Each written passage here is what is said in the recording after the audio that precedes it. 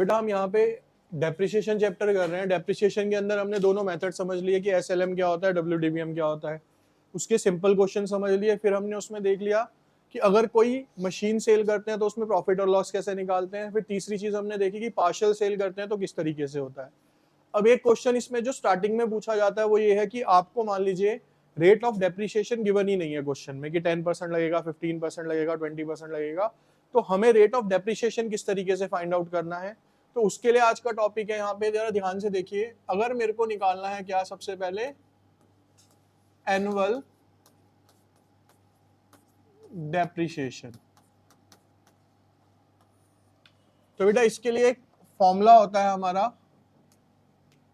Cost of assets minus scrap value और residual value upon में number of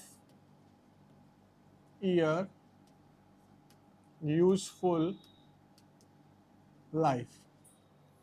अब एक एक करके ना ये चीज समझते हैं कि ये चार तीनों चीजें है क्या बेटा। यहाँ पे सपोज करो आपको कह रखा है कि एक मशीनरी है आपके पास, वो आपने बेटा 1,80,000 रुपए की खरीदी, उस पे बेटा आपका इंस्टॉलेशन का खर्चा हुआ 20,000 रुपए का। तो बच्चे हमें ये जो टोटल मशीन पड़ी वो कितने की पड़ी, 2 लाख रुपए की। कितने की पड़ी, 2 लाख रुपए की। तो ये क्या कहलाएगी सर, हमारी कॉस्ट ऑफ असेट्स कहलाएगी। ये क्या कहलाएगी, हमारी कॉस्ट ऑफ। तो आप कॉस्ट ऑफ असेट्स की जगह क्या वैल्यू पुट कर देंगे यहाँ पे, 2 लाख रुपए माइनस। अब हमें पता है कि जितनी भी फिक्स्ड असेट्स हैं वो टाइम टू टाइम क्या होती रहती है, डेप्रिशिएट होती रहती है, और एक टाइम के बाद उनकी वैल्यू क्या हो जाएगी, जीरो हो जाएगी। सीधी सी बात है भाई, हर चीज की है। अगर गाड़ी की बात करें, आप गाड़ी खरीदते हो, 15 साल उसकी लाइफ है जो गवर्नमेंट ने दे रखी है, 15 साल बाद वो क्या हो जाती है, डंप यार्ड में चली जाती है खराब। तो हर चीज की एक लाइफ होती है, उसी को क्या बोला जाता है, number of year useful life, यानी उस चीज को आप कितने साल आगे आने वाले टाइम में यूज कर सकते हो। स्क्रैप वैल्यू का मतलब है कि अगर आप उसे 5 साल बाद, 10 साल बाद मार्केट में बेचोगे एज अ स्क्रैप, तो उसको कितने रुपए आपको उससे मिल जाएंगे, उसे बोला जाता है उसकी scrap value.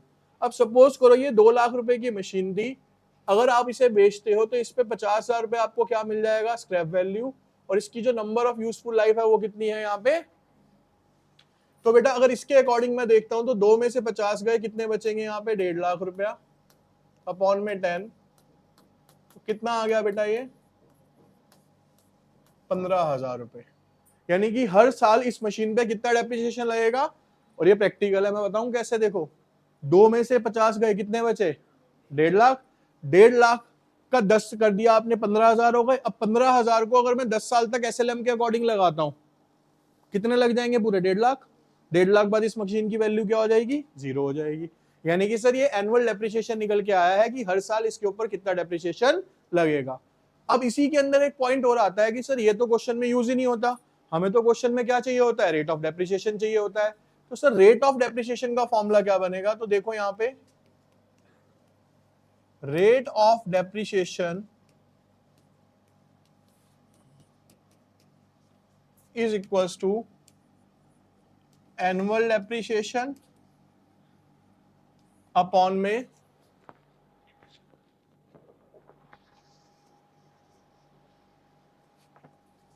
Cost multiply by 100। मतलब सर एनुअल डेप्रिसिएशन कितना निकाला मैंने, 15,000 रुपए हर साल लग रहा है। कॉस्ट कितनी थी सर मेरी, इनटू में 100, 2 जीरो से 2 जीरो कैंसिल, 3 जीरो से 3 जीरो कैंसिल, इसको मैं काटूंगा तो बेटा कितना आ जाएगा, 7.5%। 7 अब आप 2 लाख का 7.5% निकालो, कितना आएगा, 15,000 ही आएगा, है ना। तो ये किसका डेप्रिसिएशन का फॉर्मूला हो गया, एनुअल डेप्रिसिएशन कितना लगेगा। ये किसका फॉर्मूला हो गया, आपका रेट ऑफ डेप्रिसिएशन की परसेंटेज वाइज वो कितना लगेगा। क्लियर है ये दोनों चीजें सबको। फॉर्मूला क्वेश्चन लिखिए,